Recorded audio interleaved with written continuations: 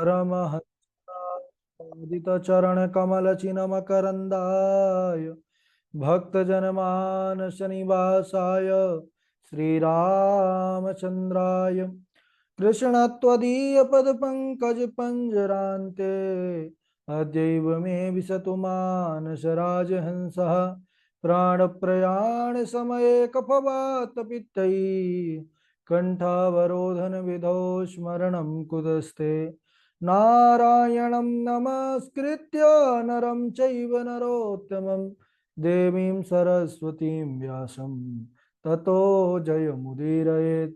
श्रीलक्ष्मीनाथसमारम्भां नाथयामुनिमध्यमाम् अस्मदाचार्यपर्यन्तां वन्दे श्रीगुरुपरम्पराम्। अञ्जनानन्दनं वीरं जानकी शोकनाशनं कपीशमक्षहन्तारं वन्दे लङ्काभयङ्करम्। भक्ति भक्त भगवंत गुरु चतुर्नाम वपु एक, इनके पद वंदन किए नासत विघ्न अनेक। बोल वृंदावन बिहारी लाल की जय, भागवत महापुराण की जय, सुखदेव भगवान की जय। परम मंगलमय परात्पर अखिलेश्वर अचिंत कल्याण गुणगण निधान सर्वेश्वर सर्वाधिपति अकारण करुणा वरुणालय अकारण करुणाकारक सकल जन कल्ल शापहारक परात्पर पर ब्रह्म सच्चिदानंद स्वरूप परमपिता परमात्मा श्री राधा गोविंद सरकार राधा रमण बाधा हरण श्री बांके बिहारी लाल का यह वांगमय शब्दमय विग्रह श्रीमद् भागवत महापुराण। कोटि कोटि नमन कोटि कोटि प्रणाम। परम पावन पुराण ग्रंथ पारमहंसों की पावन संहिता को परमाराध्य नंद नंदन यशोदा नंदन व्रजन रंजन देवकी नंदन श्याम सुंदर श्री कृष्ण के पाद पद्मों पर कोटचा नमन नतमस्तक वंदने एवं अभिनंदन। उनकी आह्लादनी शक्ति प्राण प्रिया जगत वंदनी वृषभान वंदनी भासुती जगदीश्वरी वर्षाने वाली श्री किशोरी जू के पावन चरणारविंदों पर कोटचा प्रणति समस्त भूतादिक सिया राम में सब जग जानी करहूँ प्रणाम जोर जुग पाए। हम सबका यह परमो सौभाग्य की भागवत साप्ताहिक कथा सीखने का सदसंकल्प विचार लेकर एक स्थान पर एक साथ जुड़कर इस पावन पुराण की तैयारी कर रहे हैं। बड़ा ही आनंद आ रहा है। हम सब पूर्व में चर्चा कर रहे थे कि मानधाता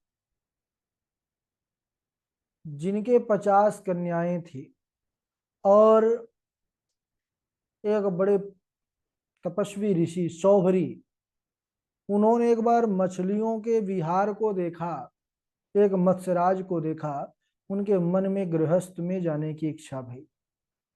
महाराज गए, राजा से याचना की कि किसी आप एक अपनी पुत्री से विवाह करा दे। लेकिन महाराज उन राजा ने विचार किया कि इनके साथ मैं कैसे करा दूं। उन्होंने कहा जाओ अंदर हमारी राजकुमारियां हैं, अगर आपको पसंद करें तो आप कर लीजिए। तो सौभरी ऋषि ने ऐसा दिव्य स्वरूप बनाया कि 50 कन्याओं ने उनके साथ विवाह किया, मोहित हो गए। लेकिन वह 50 से 5000 हो गए, धीरे धीरे परिवार बाल बच्चे।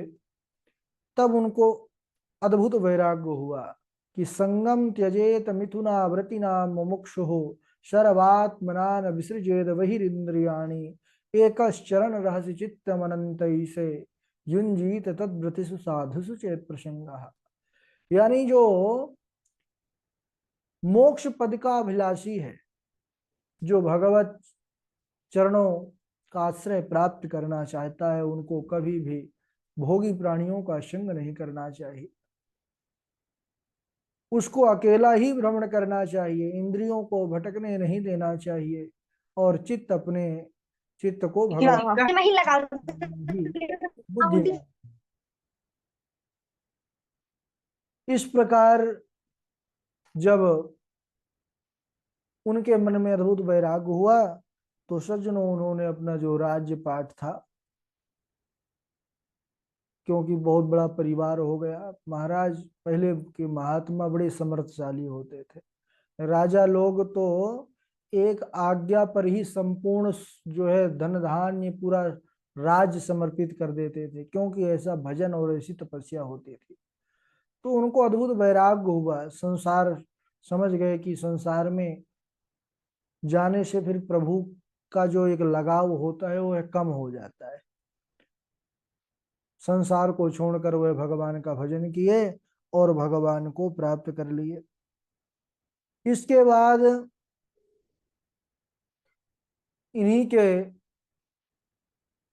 मानधाता के आगे चल करके वंश में त्रिशंकु, त्रिशंकु के हुए हरिश्चंद्र। हरिश्चंद्र, इनके भी कोई संतान नहीं हो रही थी। तब इन्होंने, अच्छा, यह जो सूर्य वंश में सब पर यही परेशानी रही कि संतान, यज्ञों के द्वारा ही संतति की प्राप्ति हुई। हरिश्चंद्र जो थे, इनके भी कोई संतान नहीं हो रही थी, तो इन्होंने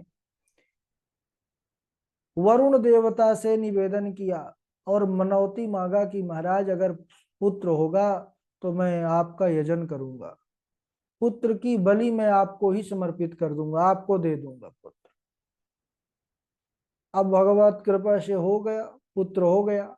वरुण जी आ गए, कहने लगे कि देखो आपने कहा था यजन करूंगा, तो अब करो। हरिश्चंद्र ने कहा कि देखिए भगवान, अभी तो यह बहुत छोटा है, कुछ बड़ा हो जाए, अभी तो इसके दांत भी नहीं निकले हैं, दांत निकल जाने दीजिए तब मैं यजन करूंगा।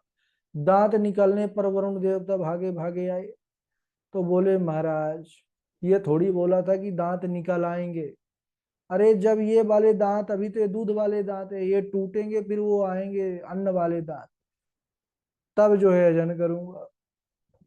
ऐसे वरुण जी आते रहे, ये कोई ना कोई, भाई मोह, पुत्र मोह सबको रहता है,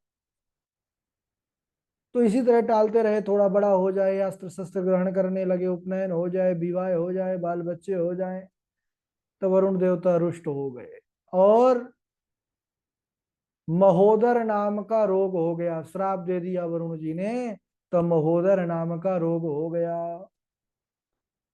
अब इधर रोहित जो थे, हरिश्चंद्र के पुत्र का नाम रोहित, रोहित जो, इनको पता चला कि अब हमारी बलि चढ़ने वाली है, तो देवराज इंद्र के कहने पर यह वन को चले गए, वन में ही रहने लगे।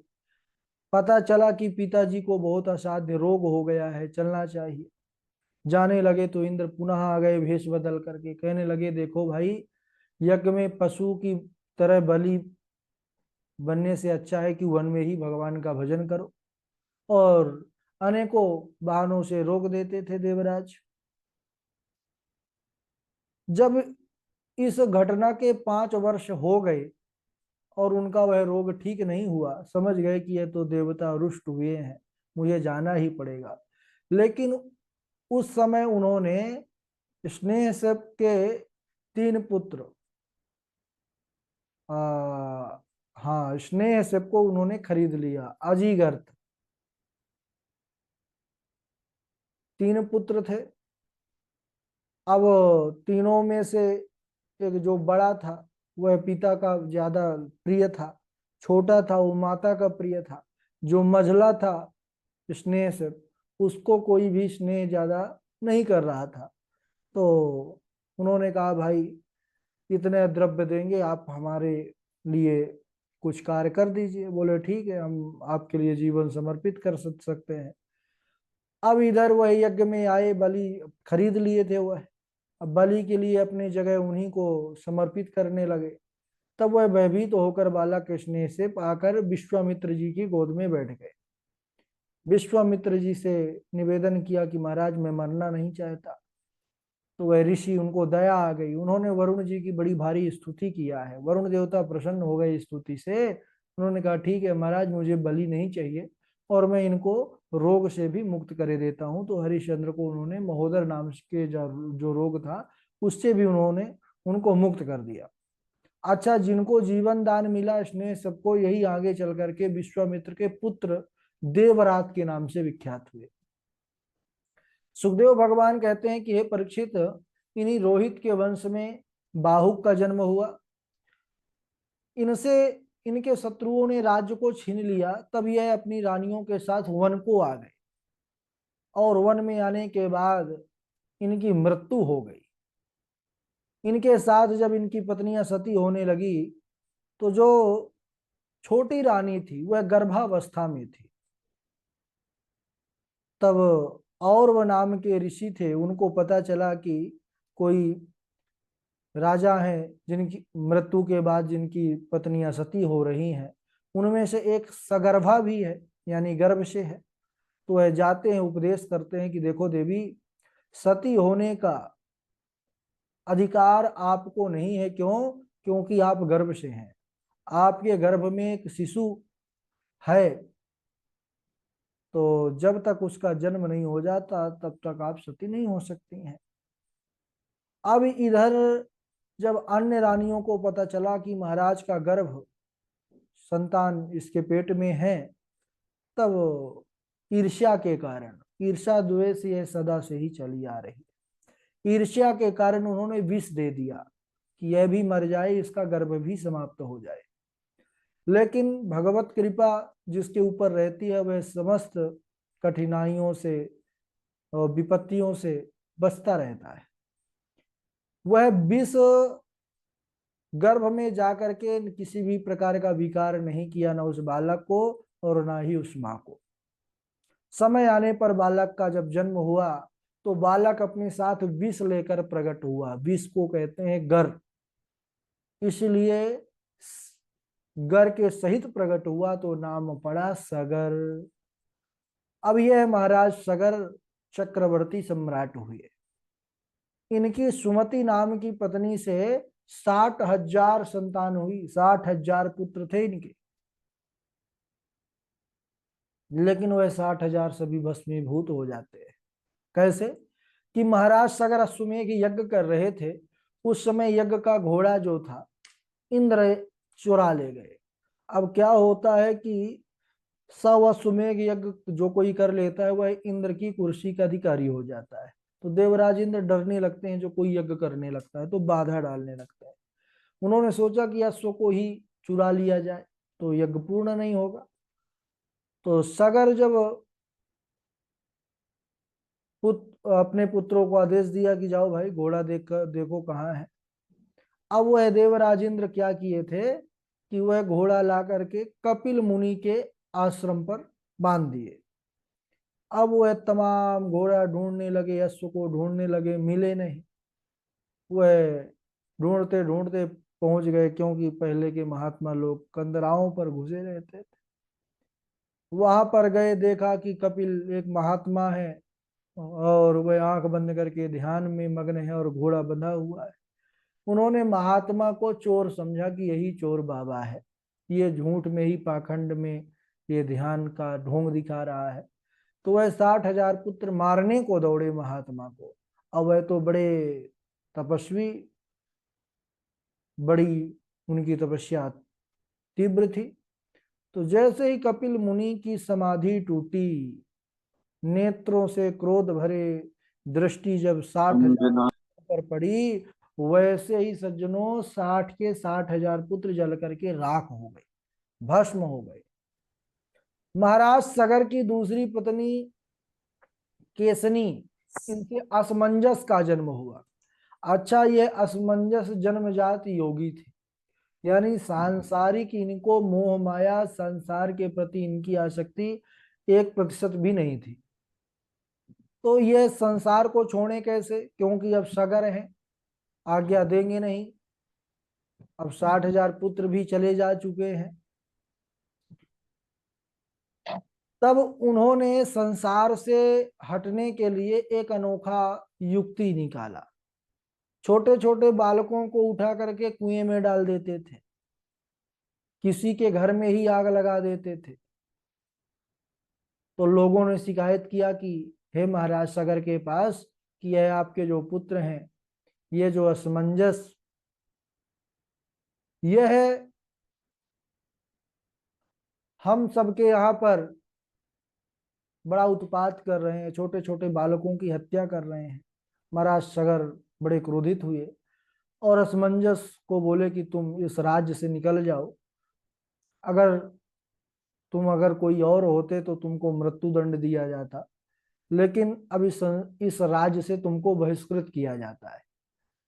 और महाराज असमंजस तो यही चाहते थे कि हमको किसी प्रकार इस संसार से, इस राजपाट के दायित्वों से मुक्त होकर के वन में जाकर भगवान का भजन करें।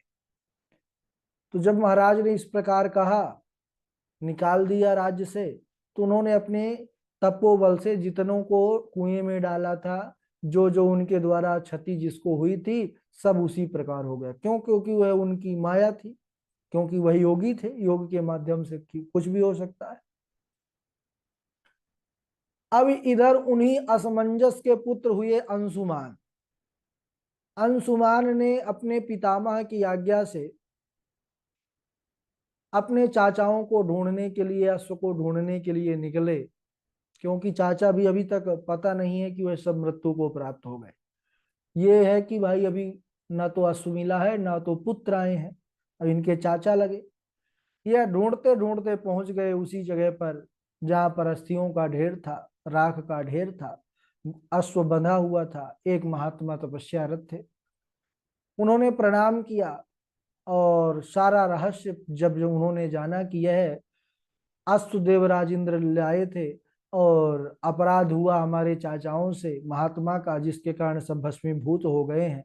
उन्होंने कहा कि हे बेटा, तुम अगर अपने चाचाओं का, पूर्वजों का उद्धार करना चाहते हो तो इस भूतल पर गंगा को लाने का प्रयास करो, तभी इनकी मुक्ति हो सकती है। अंशुमान अपने पूर्वजों की मुक्ति के लिए तपस्या करना प्रारंभ कर दिया। गंगा मैया को लाने के लिए तपस्या प्रारंभ हुई। सज्जनों, जो भागीरथी गंगा कहलाती हैं, तपस्या प्रारंभ हुआ अंशुमान से। पूरा जीवन इनका चला गया लेकिन तपस्या में सफलता नहीं मिली सज्जनों। इसके बाद दिलीप हुए। महाराज दिलीप ने भी, रघुवंश महाकाव्य में बड़ा सुंदर वर्णन आता है इनका, यह भी पूरा जीवन समर्पित किए, तपस्या करते रहे, इनको भी सफलता नहीं मिली। तीसरी पीढ़ी भगीरथ हुए। इन्होंने ऐसी तपस्या किया सज्जनों कि वह तपस्या फलीभूत भई। माता गंगा प्रकट हुई। उन्होंने कहा कि हे भगीरथ, मैं तुम्हारे साथ पृथ्वी पर, भूतल पर चलने के लिए तैयार हूं, लेकिन यह बतलाओ कि मेरा वेग कौन सहन करेगा, मुझे धारण कौन करेगा? क्यों? क्योंकि मैं अगर सीधे ही पृथ्वी पर चलूंगी तो यह पृथ्वी से मैं सीधे रसातल में चली जाऊंगी फोड़कर, मेरा इतना वेग है। तो कौन धारण कर सकता है? उन्होंने कहा कि केवल एक ही है जो सर्वसमर्थ है, देवों के देव महादेव। और एक बात और, कि मैं तो सबको पवित्र करूंगी, सबके पापों को धुलूंगी, लेकिन मैं अपने पापों का मार्जन कहाँ करूंगी? सारे पापी लोग मेरे ही पास आएंगे पाप धुलने के लिए। तब भगीरथ ने कहा कि हे मैया, साधवो न्यासिना शांता ब्रह्मिष्ठा लोक पावना हरन्त्यघम तेंग संगात ते स्वास्ते हग विद्धरि। हे माता, भगवान के जो परम भक्त हैं, साधु महात्मा हैं, जब वह आपके पास स्नान करने आएंगे, उनके सुंदर शरीर का स्पर्श आपको प्राप्त होगा तो आपके भी पाप कट जाएंगे और आपके वेग को भगवान शंकर धारण करेंगे।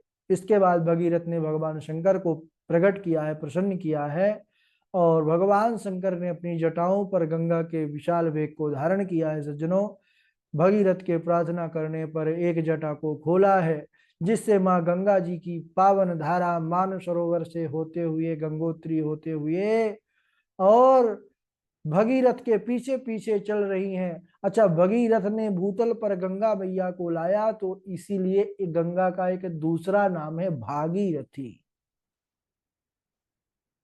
और मार्ग में एक ऋषि थे जो तपस्यारत थे, ध्यान में बैठे हुए थे, नाम था उनका जन्नू ऋषि। तो वह देखिए, गंगा मैया का विशाल प्रवाह है, उनकी कुटिया थी, कुटिया भी बह गई जल के प्रवाह में। उन्होंने देखा कि अरे, इस गंगा को कुछ ज्यादा ही अपने वेग पर अभिमान है, ये भारत भूमि पर आई हैं, शायद भारत के ऋषियों की अभी इनको तपश्चर्या का भान नहीं है। और महाराज जी ने एक आचमन में ही पूरी गंगा जी का पान कर लिया। बताओ भाई, ये भारतवर्ष है। भगीरथ ने विचार किया कि अरे, अभी तो कल कल कल्लोलनी करती हुई माँ गंगा अपनी प्रबल धारा से आ रही थी, अब आज नहीं आ रही। पीछे देखा पूरा साफ, देखे महात्मा जी बैठे, समझ गए। उन्होंने निवेदन किया, महाराज जगत का कल्याण, जगत का उद्धार होगा, इस गंगा को आप जो है प्रकट कीजिए। अब मुख से तो आचमन कर लिया, अब मुख से तो निकालेंगे नहीं झूठ, तो उन्होंने जंघा से गंगा को प्रकट किया, जिससे उनका नाम जाह्नवी पड़ा। अब फिर वहां से धीरे धीरे गंगा जी आगे को बढ़ती हैं और ऋषिकेश से हरिद्वार होते हुए और इसके बाद प्रयागराज आदि क्षेत्रों को पावन करते हुए अंत में गंगा सागर को जाती हैं। अच्छा, जब इधर आई ऋषिकेश, सप्त ऋषि तपस्या कर रहे थे बैठे हुए, देखा भाई पहले तो एक ऋषि मिले थे, यहाँ पर सात सात हैं, तो गंगा मैया ने अपने आप को सात धाराओं में विभक्त कर लिया, सात धारा होकर के वहां पर बहने लग गई। और जब वह गंगा सागर में आई, सागर के पुत्रों का स्पर्श हुआ, भस्मीभूत जो थे सारे के सारे दिव्य रूप देव रूप धारण करके और सब स्वर्ग को चले गए। तो गंगा मैया इतना प्रभाव है कि जो जीवन रहते उनकी उपासना करता है तो उनके मुक्ति का तो कहना ही क्या, जो मरने के बाद जिसकी राख अस्थियों का स्पर्श हो जाता है उस जल से, उसका भी उद्धार करने वाली है। तो ऐसी पावर ये है गंगा मैया। तो हम सब यहीं से प्रणाम करते हैं और जीवन में गंगा मैया का जो है सेवन अर्चन पूजन सबको करना चाहिए। कहा भी गया है गंगा मैया की महिमा के उसमें कि गंगा गंगेत यो ब्रूयात योजना नाम सतैरपि मुच्यते सर्व पापेभ्यो विष्णु लोकम सगक्षते। यानी जो गंगा से 100 योजन दूर बैठा है लेकिन वह मुख से गंगा गंगा कहकर उच्चारण करके भी स्नान कर रहा है, उसको गंगा स्मरण का ही स्नान का फल मिलता है और उसके सारे पाप धुल जाते हैं। इसलिए हमारे पूर्वज लोग और जो पुराने लोग हैं, बाकी संस्कारी लोग तो आज भी जानते हैं, तो स्नान करते हैं तो गंगा गोदावरी नर्मदा कावेरी आदि सरस्वती आदि नदियों का उच्चारण करते हैं। और कुछ नदियां नहीं लेते तो गंगा गंगा तो करते ही हैं। अब प्राय हम तो सुनते थे शुरू से, अब जब महिमा इसकी बड़े हुए तो पढ़े, पहले तो छोटे थे देखते थे, तो जो बड़े बुजुर्ग लोग होते थे तो यही गंगा गंगा गोदावरी आदि करके स्नान करते थे। अब इसकी महिमा है तो जो पुराने लोग थे वो एकदम पद्धति से ही चलते थे। तो बोलिए गंगा मैया की जय। तो शिक्षा मिलती है कि कहीं भी रहे तो जब स्नान करें तो गंगा गंगा, या और भी पवित्र नदियां हैं, गंगा जमुना सरस्वती, सबका इनको उच्चारण करना चाहिए। ठीक है, आज यहीं तक। गंगा मैया की जय, भक्त वत्सल भगवान की जय। इसके बाद आगे हम अब बस महाराज दशरथ जी का पावन चरित्र, जिसमें राजा रामचंद्र जी का वृत्तांत, प्रभु राम जी की राघवेंद्र सरकार की कथा, उसको भी श्रवण करेंगे। फिर राघवेंद्र जी के बाद यदुवेंद्र आ जाएंगे भाई। चलिए अब बारी बारी से श्लोक। सर्वप्रथम पूर्वी किशोरी हैं, फिर हमारे झा जी हैं, डॉक्टर साहब हैं, वाजपेयी जी हैं, प्रभाकराचार्य जी हैं, और वेद प्रकाश पांडे जी हैं, वैष्णवी तिवारी जी हैं, आदित्य गौतम जी हैं, हरिओम त्रिपाठी जी हैं, जय द्विवेदी जी हैं, वैदिक निशांत जी हैं, नंदा देवी जी हैं, आशुतोष झा जी हैं, आशु कश्यप जी हैं, नीरज द्विवेदी जी हैं, अजय चौबे जी हैं, पूर्व और नरोत्तम जी हैं, हर्षिता जी हैं, आचार्य सुरेश जी हैं। चलिए स्वागत है। वेद प्रकाश पांडे जी भी हैं। राधे राधे गुरु जी। हाँ राधे राधे। एवं भगवतादिष्टा दुर्वासाः चक्रतापितः अम्बरीषमुपावृत्य तत्पादौ दुःखितो गृहीत। सुदर्शन नमस्तुभ्यं सहस्राराच्युत प्रिय सर्वास्त्रघातिनं विप्राय स्वस्ति भूयाइदस्पते संगम त्यजेत मिथुन व्रतीन संगम त्यजेत मिथुन व्रतिनां मुमुक्षु सर्वात्मना न विसृजेद बहिरिन्द्रियाणि एकश्चरण रहस्य चेतमनन्तैषे युञ्जीत तद्व्रति सुसाधु सुचेत प्रसंग। राधे राधे गुरु जी। हाँ राधे राधे पूर्वी हैं। राधे राधे गुरु जी। राधे राधे।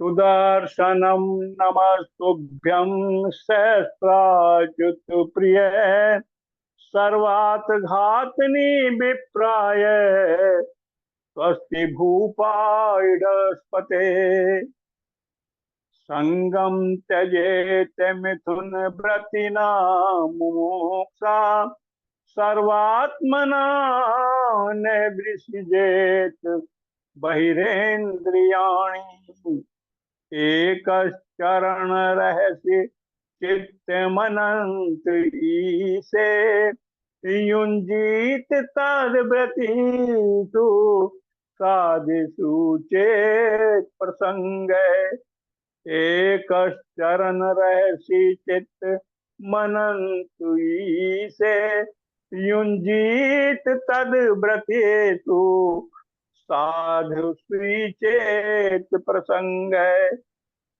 राधे राधे गुरु जी। हाँ राधे राधे डॉक्टर साहब। पूर्वी जी।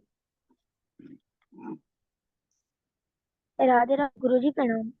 हाँ सुनाइए।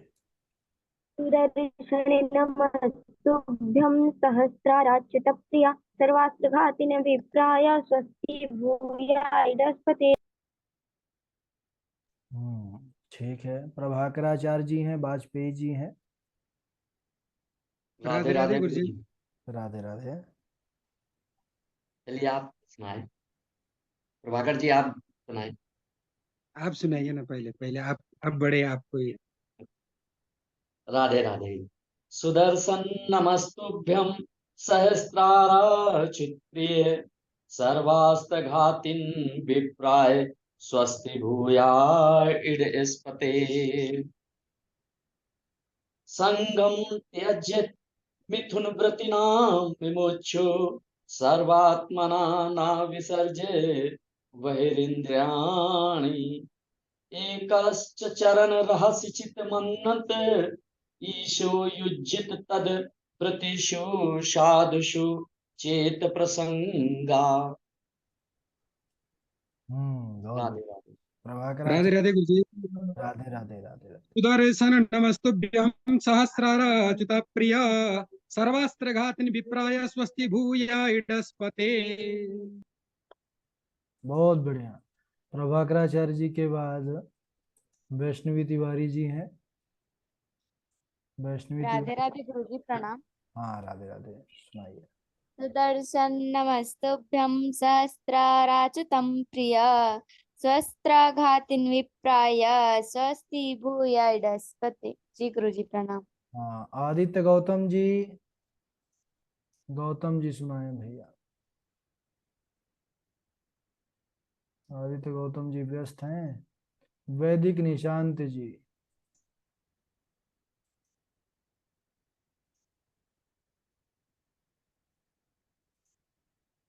वैदिक निशांत जी जुड़े थे ना।